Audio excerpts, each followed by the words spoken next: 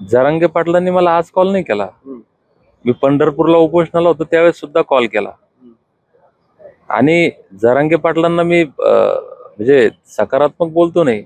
त्यांनी एक मुंबईला आझाद मैदानात एक वाक्य बोलले होते धनगर समाजाच्या बाबतीत. मी त्यावेळेस फेसबुक लाईव्ह येऊन जरांगे पाटलांना म्हणजे सूचना केली, विनंती केली की तुम्ही हे चुकीचं बोलले, याची तुम्ही धनगर समाजाची माफी मागा. त्यांची भूमिका त्यांच्या जागी बरोबर आहे. त्यांना जर वाटत असेल की दीपक बोराडे आणि यांचा धनगर समाज जर आमच्या समाजात आला तर आमच्या लेकराचं नुकसान होईल, त्यांचं त्यांच्या जागी साहजिक आहे. माझं काम आहे, सरकारचं काम आहे त्यांना पटवून देणे की आमच्यामुळे तुम्हाला त्रास होत नाही. मग जरांगे पाटील आंदोलन करतात ते त्यांच्या जागी त्यांच्या समाजासाठी लढू राहील, ते योद्धा आहे. माझी मुलगी ते इथं बसलेले होते. मुलगी आता तेच म्हणली, बाबा उपोषण सोडून द्या आता. म्हणलं बाबा बाळा सोडत तोपर्यंत नाही, कारण मी शपथ घेतली की माझ्या आयुष्यातला शेवटचा लढा आहे आणि या धनगर जमातीच्या इतिहासातलाही शेवटचा झाला पाहिजे. कारण आम्ही लढलो, आमच्या लेकरांना परत नाही लढायचं काम पडलं पाहिजे. आमचा बाप लढला, आजा लढला, 3-4 पिढ्या लढतोय ना. आता isakal.com आहे देशातील नंबर 1 ची मराठी न्यूज वेबसाईट. प्रत्येक अपडेटसाठी isakal.com ला नक्की भेट द्या. धनगर समाजाला एसटी प्रवर्गातून आरक्षण देण्याच्या मागणीसाठी जालन्यामध्ये एक आमरण उपोषण चालू आहे. धनगर नेते दीपक बोराडे यांचं गेल्या 13 दिवसापासून जालन्यातील अंबड चौफुली परिसरामध्ये आमरण उपोषण चालू आहे.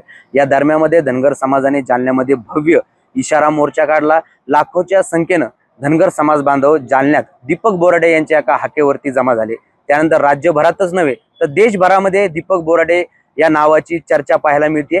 दीपक बोराडे नेमकी कोण आहेत, धनगर चळवळीमध्ये केव्हापासून सक्रिय आहे, या अगोदर दीपक बोराडे काय करायचे, असे प्रश्न सध्या सोशल मीडियावर विचारले जात आहेत. त्यामुळे आपल्यासोबत धनगर आंदोलक दीपक बोराडे आहेत. त्यांच्याकडनंच त्यांचा सगळा प्रवास आपण या मुलाखतीमध्ये जाणून घेणार आहोत. दीपक भाऊ, खरं तर साम टीव्ही मध्ये आणि सकाळ मध्ये तुमचं स्वागत आहे. गेल्या अनेक दिवसापासून तुमचं उपोषण सुरू आहे. खरं तर तब्येतीची काळजी तुम्ही घेणं अपेक्षित आहे. तुमची तब्येत देखील खालवते. कसं लक्षात आलं की आपण आता धनगर समाजासाठी लढलं पाहिजे? हे म्हणजे काय, हा कालचा लढा नाहीये. मी पोलीस खात्यात नोकरी करत असताना थोडंसं वैचारिक चळवळीमध्ये आलो आणि पाहिलं की ज्या समाजात आपण राहतो या समाजामध्ये प्रचंड अज्ञान आहे. ते शैक्षणिक असेल, सामाजिक असेल, राजकीय असेल, ऐतिहासिक असेल. याच्यासाठी आपण कुठंतरी काम केलं गेलं पाहिजे. आपण जर पाहिलं तर हे वर बॅनरवर जे महापुरुष आहेत, या महापुरुषांचं जीवनकार्य अभ्यासल्या गेलं. त्यात छत्रपती शिवाजी महाराज असतील, महात्मा फुले असतील, शाहू महाराज, बाबासाहेब आंबेडकर, मल्हारराव होळकर, अहिल्याबाई होळकर, यशवंतराव होळकर, असे अनेक नावं आहेत. अण्णाभाऊ साठे असतील, गाडगे महाराज, की ज्यांनी काय संघर्ष आयुष्यात केला. त्यांचं जीवन सुखा समाधानाचं होतं. सुखात जगले असते पण त्यांनी समाजासाठी, दुसऱ्यांसाठी आयुष्य कष्टमय करून घेतलं. आणि मग म्हटलं की आपण सुद्धा आता आपल्या जीवनाचा जगण्याचा उद्देश हा समाज असला पाहिजे. आणि मी नोकरीचा राजीनामा दिला. बाबासाहेब म्हणतात पॉलिटिक्स इज द मास्टर की. महात्मा फुले म्हणतात सत्य वाचून सकळ कळा, झाल्या अवकळा. हे सत्ता सुद्धा तुमच्या आमच्यासाठी फार महत्त्वाची आहे. म्हणून मी राजकारणामध्ये सक्रिय झालो. समाज प्रबोधन हा माझा पिंड. मी आत्तापर्यंत या राज्यभरामध्ये 500 पेक्षा जास्त विविध विषयावर व्याख्यानं दिले. त्यातही महापुरुषांचं जीवनकार्य सांगणे, त्यांचे विचार समाजाला सांगणे. कारण महापुरुषांचे विचारच खऱ्या अर्थानं या समाजाला तारण्याचं, समाजाला सुरक्षित शांत ठेवण्याचं काम करू शकतात. आणि विशेष म्हणजे मी 1 रुपया मानधन कुठल्याच प्रकारचं आत्तापर्यंत घेतलं नाही. गाडी भाडं सुद्धा नाही, डिझेल सुद्धा नाही.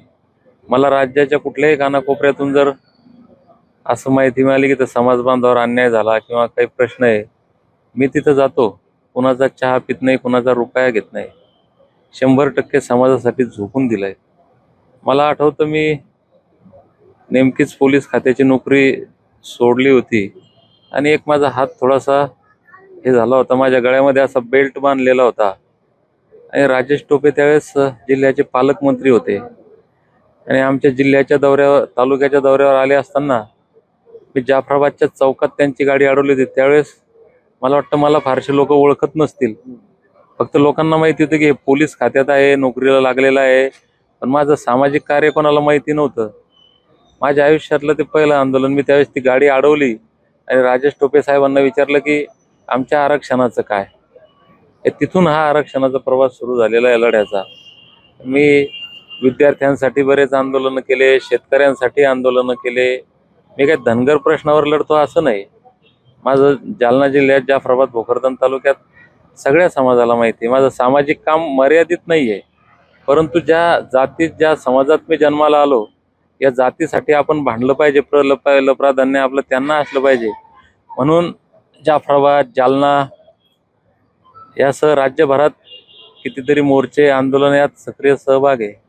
हे मोर्चे, आंदोलनं माझ्या नेतृत्वात कितीतरी या ठिकाणी निघालेले आपण पाहिलं असेल. जालन्याचं असेल, जाफराबादचा मोर्चा असेल. आणि आत्ताचं जे मी मागच्या वर्षी पंढरपूरला याच दिवसामध्ये 16 दिवस उपोषण केलं. संभाजीनगरला 8-10 दिवस विभागीय जात पडताळणी कार्यालयावर एक आंदोलन केलं. आणि लास्ट टाइम मंत्रालयामध्ये जे उड्या मारण्याचं आंदोलन झालं ते एक फार मोठं, म्हणजे गाजलेलं बऱ्यापैकी आंदोलन होतं. सध्याच्या याच्यामध्ये मी, कारण इथं NTC मध्ये आम्ही आहोत, बाबासाहेबांनी आम्हाला ST दिलंय, परंतु स्टेट किंवा केंद्र सरकारच्यात आम्ही OBC मध्ये आहोत. आणि OBC आंदोलनाचा प्रश्न चालू असताना मी त्या वडीगोद्रीच्या आंदोलनामध्ये सक्रिय होतो. आणि या OBC एका बाजूला आंदोलन चाललंय, मराठा समाजाचं एका बाजूला आंदोलन चाललंय. आमचे नेते, मी स्वतः या OBC आंदोलनात सक्रिय होतो. परंतु या सगळ्यामध्ये आमचा जो मूळ प्रश्न आहे, आमच्या जीवन मरणाचा, अस्तित्वाचा, हा कुठेतरी मागे पडलाय. हे माझ्याही मनाला खंत होती.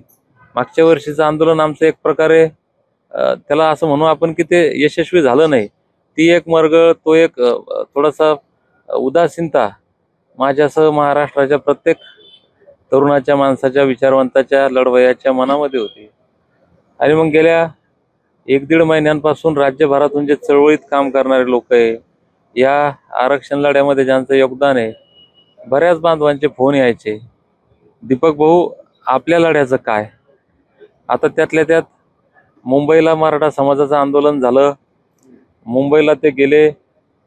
आणि एक वस्तुस्थिती आहे की जे 4 आयोगाने नाकारलं, हायकोर्टानं, सुप्रीम कोर्टानं नाकारलं, पण समाज जागा झाला, समाज रस्त्यावर आला, समाज पेटून उठला, समाज संघर्षाच्या पवित्र्यात आला आणि सरकारला झुकावं लागलं.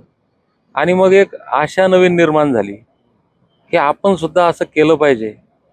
मग राज्याच्या कानाकोपऱ्यातून समाज बांधवांचे फोन यायला लागले की दीपक भाऊ आता आपण काहीतरी केलं पाहिजे. आणि मग मी निर्णय घेतला की काही करत असताना कसं करावं. 17 सप्टेंबर हा मराठवाडा मुक्ती संग्राम दिन. हा देश स्वतंत्र झाला, राज्य स्वतंत्र झालं 15 ऑगस्ट 47ला, पण मराठवाड्याची भूमी 17 सप्टेंबर 48ला, म्हणजे 13 महिने 2 दिवस लेट स्वतंत्र झाली. आमचंही तसंच आहे. संविधानानं दिलंय, बाबासाहेबांना अमृतरूपी आरक्षणाचा कलश आमच्यासाठी दिलाय, पण इथल्या हुशार लोकांनी तो कलश बंद करून ठेवला होता. म्हणून मी त्याला थीम दिली, धनगर ST जमातीच्या आरक्षणात मुक्ती संग्रामाचा हा लढा. आणि तो मी 17 सप्टेंबर पासून सुरू केला. दीपक भाऊ, खरं तर धनगर आणि धनगड एक नाही असं म्हणत हायकोर्टाने आणि सुप्रीम कोर्टाने या अगोदर आरक्षण नाकारलेलं आहे. तरी तुम्हाला कसा विश्वास आणि कसं आरक्षण मिळू शकतं? त्यात काय झालं, ते चूक अशी झाली, धनगड या राज्यात नाहीच आहे मुळात. पहिली गोष्ट तर जी जात अस्तित्वात नाही तिला आरक्षण देता येत नाही. धनगड जालना, राज्य, देश, जगाच्या पाठीवर कुठंच नाही. आणि आमची जी कोर्टात केस होती ही स्ट्रॉंग केस होती. प्रत्येक धनगर हा एक म्हणजे आनंद साजरा करण्याच्या याच्यामध्ये होता की आता आपल्याला आरक्षण मिळतंय. मिळतंय म्हणजे ते मिळालेलं आहे, फक्त अंमलबजावणी होते. महाराष्ट्र सरकारनं ॲफिडेव्हिट दिलं की या राज्यात धनगर नाही. पण ते आमचं त्यावेळेचं दुर्दैव की 6 दाखले हायकोर्टाच्या पटलावर आले की त्यांच्याकडे व्हॅलिडिटी होती. आणि आम्ही अचंबित झालो की हे धनगर आले कुठून. आम्ही त्याचा शोध घेतला, त्यांच्या गावात गेलो, तपास केला, ते धनगरच आहेत, आमचे पाहुणे आहेत, सोयरे आहेत. पण ते कधीतरी ते कोणाच्या तरी लक्षात आलं, त्यांनी ते धडगड केलं. त्याची केस कोर्टात चालू होती की हे बोगस कागदपत्र करून केलं. तर त्या पंढरपूरचं उपोषण झाल्यानंतर आम्ही 8 दिवस जात पडताळणी कार्यालयावर ठिय्या दिला होता. त्यावेळेस ते सही दाखले रद्द झाले. त्या लोकांनी सुद्धा ॲफिडेव्हिट दिले की आम्ही धनगर आहोत. हे धनगर दाखले आमच्या आजोबानं पंजोबानं कोणीतरी खोटे नाटे डॉक्युमेंट काढून काढले. म्हणजे याचा अर्थ ते पण क्लिअर झालं की ते धनगड आम्हीच आहोत. म्हणजे आत्ता या क्षणाला राज्यात धनगड नाही जे आहेत, अजूनही जर कुणाचे दाखले काढलेले असतील खोटे कागदपत्र करून काही, ते धनगरच आहे. कारण त्याचं कारण असं आहे की आज मी आत्ता उपोषणाला बसलो, एवढं आंदोलन हे गाजतंय, एका तरी धनगरांपुढे यायला पाहिजे ना. हे दीपक बोराडे, तू काय सांगतो रे शहाणपणा. हे धनगर समाजाचे लोक हो, तुम्ही आमच्या ह्याच्यात यायचं नाही, तुम्ही धनगर आहे आम्ही धनगड आहे, असं एकाही धनगरांना आजपर्यंत म्हणलं नाही. याचा अर्थ इथं धनगड नाही. जे आपण उत्तर भारतात गेलो तर इंग्लिशमध्ये तुम्हाला बँक ऑफ बडोदा, गंगाखेड, हे परभणीला तुम्ही आत्ताही जा, गंगाखेड रेल्वे स्टेशन आहे, तिथं इंग्लिशमध्ये आर लिहितात आणि हिंदीत ड लिहितात. हे जे एस टीच्या अनुसूचीमध्ये जे लिहिलेलं आहे 36 क्रमांकाला, ते धनगड हिंदी लिहिलेलं आहे. तेच जर इंग्रजीत लिहायचं त्याला धनगरच लिहावं लागेल.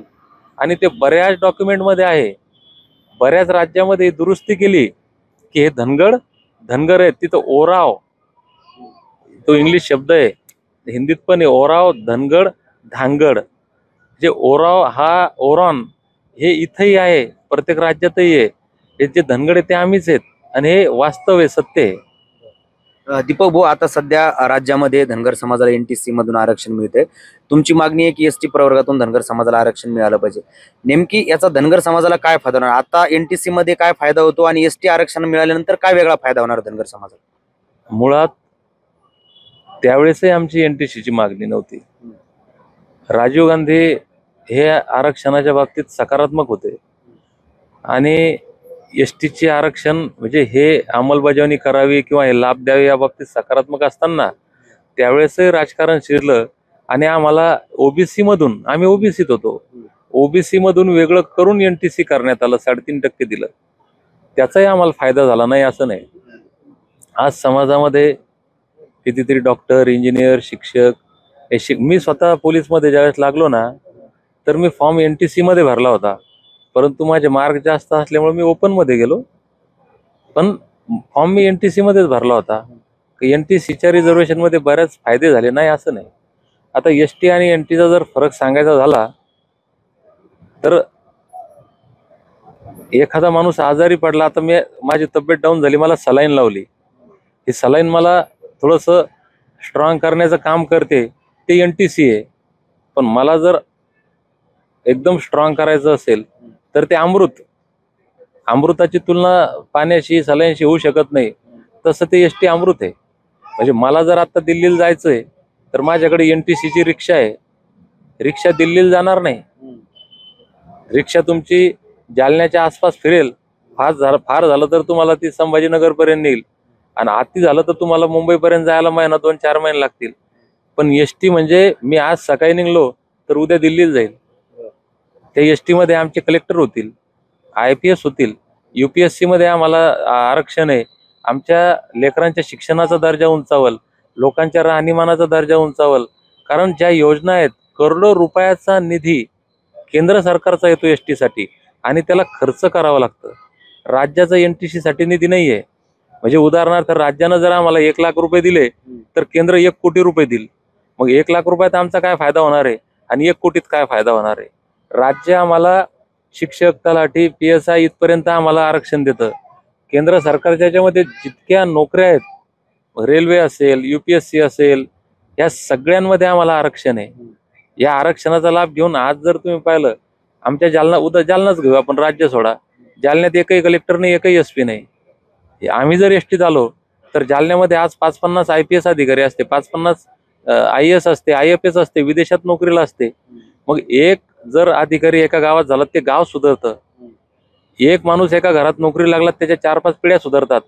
आमच्या आज लाखो लोकांना नोकऱ्या मिळाल्या असत्या, त्यांच्या पिढ्यानपिढ्याचा उद्धार. आज तुम्ही आमच्या मायमाऊल्यांचे चेहरे पहा, हे चेहरे रापलेले आहेत, हे रात्रंदिवस कामामध्ये, आमचा बाप आहे, आमचा भाऊ, यांचे चेहरे पहा.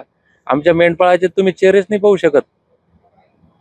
ते दिवसभर रात्रभर उन्हातानात. आता पाऊस पडतोय, माझा मंडप पडला होता. आमचा मेंढपाळ बांधवाचा साधा पाल असतो, याला तुम्ही लोखंडी पाईप जोडलेले आहेत. आमचा मेंढपाळ ज्यावेळेस या गावातून त्या गावात जातो ना, डोंगरदऱ्यात, साधा पाल असतो, काड्या असतात 4 आणि त्याला ते तप्पड बांधलेलं असतं, खांब. म्हणजे हा इतक्या विदारक अवस्थेमध्ये समाज जीवन जगतो. आज जर आम्ही एसटी मध्ये असतो, हे आमचं जीवन बदललं असतं. आमच्या मायमाऊल्यांचे चेहरे चांगले असते, आमच्या लेकरांचे चेहरे चांगले राहिले असते, यांचं राहणं, खाणं पिणं, शिक्षण, आरोग्य, सर्वांगीण विकास झाला असता. हे एसटी म्हणजे आमच्यासाठी अमृत आहे असं आम्ही मानतो. दीपक भाऊ, खरं तर मागील काही दिवसांपासून मराठा आंदोलक जे मनोज जरांगे पाटील, त्यांच्याबद्दल तुमची सकारात्मक भूमिका पाहायला मिळते. त्यांचा फोन देखील तुम्हाला आलेला होता, तुमच्या तब्येतीस त्यांनी विचारपूस केली होती. काय नेमकी यामागचं कारण आहे? कारण अनेक वेळेस आपण जर बघितलं तर मनोज जरांगे पाटलांवरती ओबीसी समाज टीका करताना पाहायला मिळतोय, अनेक नेते टीका करतायत. मात्र तुम्ही सकारात्मक बोलताय, जरांगे पाटील तुम्हाला कॉल करून तुमच्या तब्येतीची विचारपूस करताय. काय घडतंय काय नेमकी? नाही, जरांगे पाटलांनी मला आज कॉल नाही केला. मी पंढरपूरला उपोषणाला होतो त्यावेळेस सुद्धा कॉल केला. आणि जरांगे पाटलांना मी म्हणजे सकारात्मक बोलतो नाही. त्यांनी एक मुंबईला आझाद मैदानात एक वाक्य बोलले होते धनगर समाजाच्या बाबतीत. मी त्यावेळेस फेसबुक लाईव्ह येऊन जरांगे पाटलांना म्हणजे सूचना केली, विनंती केली की तुम्ही हे चुकीचं बोलले, याची तुम्ही धनगर समाजाची माफी मागा. म्हणजे मी त्यांचा निषेध त्या दिवशी व्यक्त केला होता. मी त्यांची तारीफ करतोय असं नाहीये. जे गोष्ट चांगली आहे ना त्याला चांगलं म्हणलं पाहिजे माणसानं, जे चुकीचं आहे ते चूक म्हणलं पाहिजे. मी चूक म्हणलं ना, आझाद मैदानात जरांगे पाटलांनी चुकीचे शब्द वापरले, त्यांनी माफी मागावी हे मी आज बी म्हणतो. पण जरांगे पाटील भांडतात त्यांच्या समाजासाठी भांडतात, आता मी भांडतोय धनगरासाठी. आदिवासी लोक मला शिवाय देत असतील, बरोबर आहे. जसं ओबीसी मध्ये मी पण जरांगे पाटलाच्या विरोधातच आहे ना. मला जर तुम्ही ओबीसी म्हणलं तर मी विरोधात जरांगे पाटलाच्या, तो मुद्दा वेगळा आहे. आज आदिवासी लोक मला शिवाय देत असतील, मला राग नाही येत त्याचा, कारण त्यांची भूमिका त्यांच्या जागी बरोबर आहे. त्यांना जर वाटत असेल की दीपक बोराडे आणि यांचा धनगर समाज जर आमच्या समाजात आला तर आमच्या लेकराचं नुकसान होईल, त्यांचं त्यांच्या जागी साहजिक आहे. माझं काम आहे, सरकारचं काम आहे त्यांना पटवून देणे की आमच्यामुळे तुम्हाला त्रास होत नाही. मग जरांगे पाटील आंदोलन करतात ते त्यांच्या जागी त्यांच्या समाजासाठी लढू राहील, ते योद्धा आहे. मी माझ्या समाजाला सांगतो की ज्याला तुम्ही फाटका माणूस म्हणता, अडाणी माणूस म्हणता, त्या माणसाने इतिहास घडवला. मराठा समाज बलाढ्य आहे ना. 58 मोर्चे मराठा समाजानं काढले. किती आमदार, किती खासदार, किती मुख्यमंत्री समाजाचे झाले. प्रश्न सुटला का?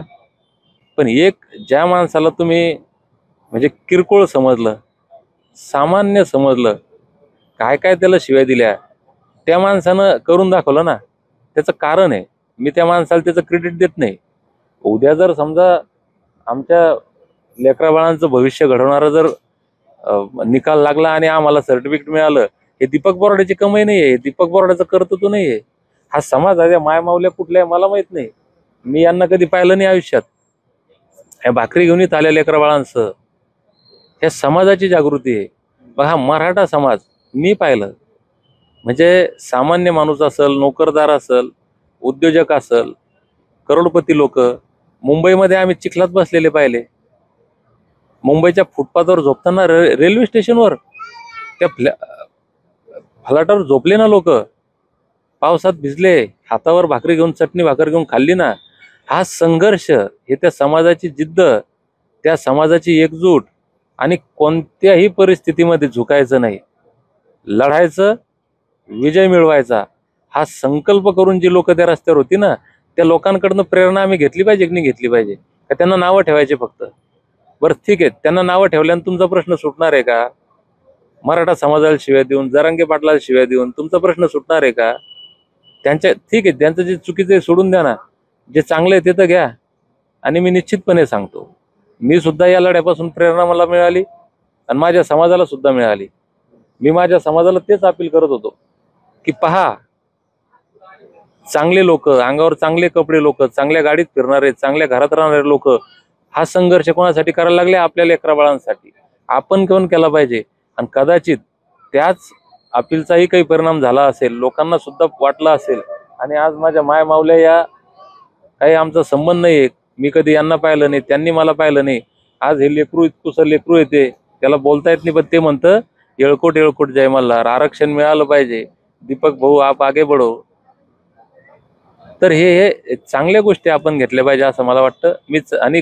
मी कोणाला विनंती करेल, चांगल्याला चांगलं म्हणणं शिकलं पाहिजे, चुकीला चूक म्हणणं शिकलं पाहिजे.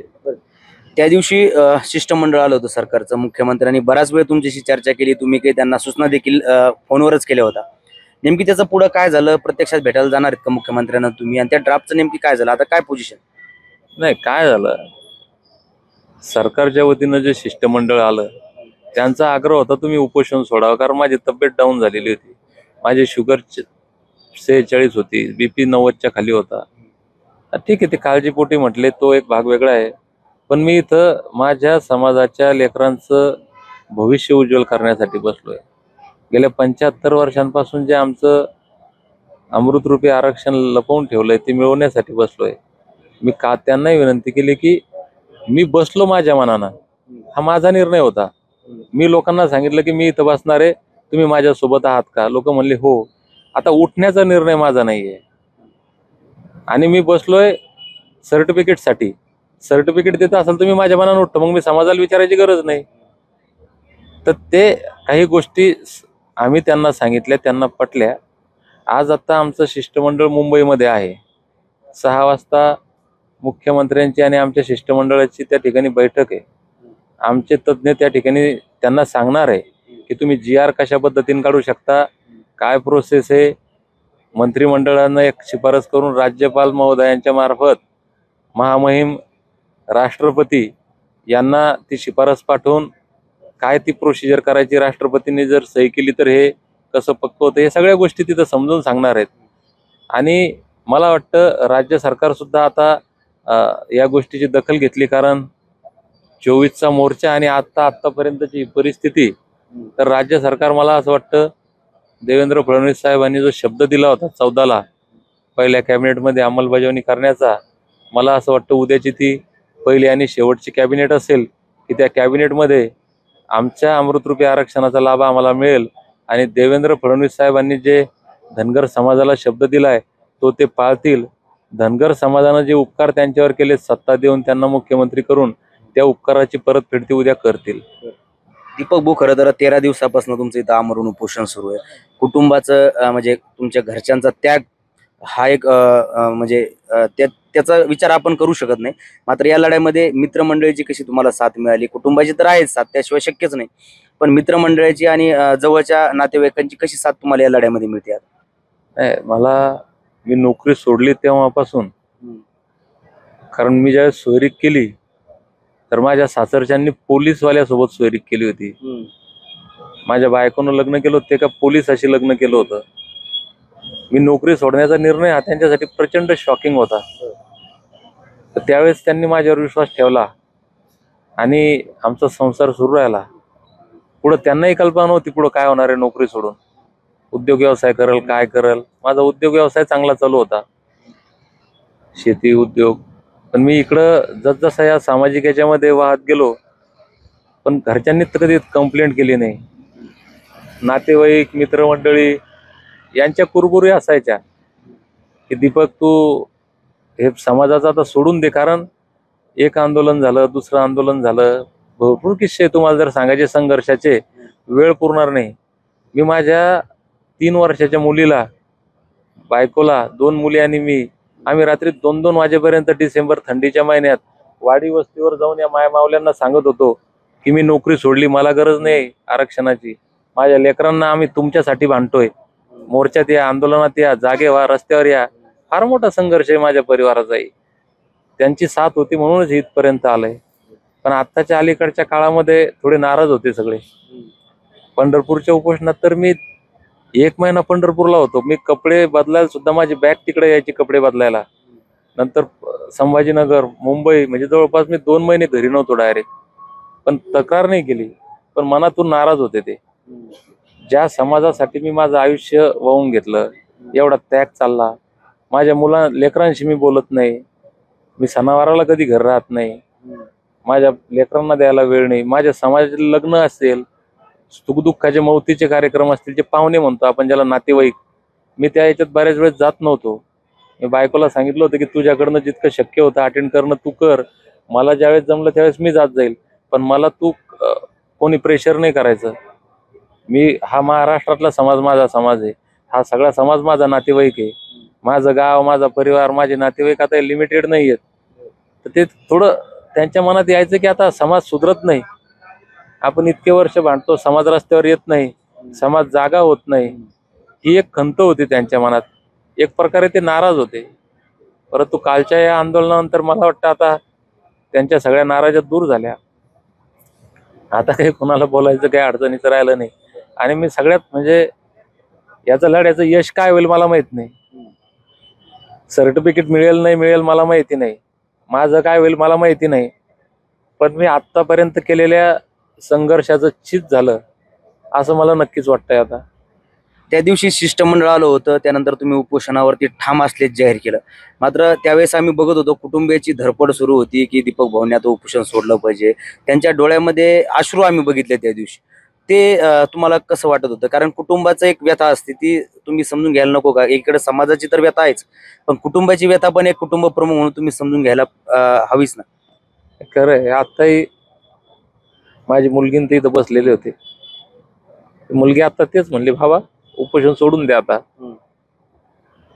म्हणलं बाबा बाळा सोडत तोपर्यंत नाही, कारण मी शपथ घेतली की माझ्या आयुष्यातला शेवटचा लढा आहे आणि या धनगर जमातीच्या इतिहासातलाही शेवटचा झाला पाहिजे.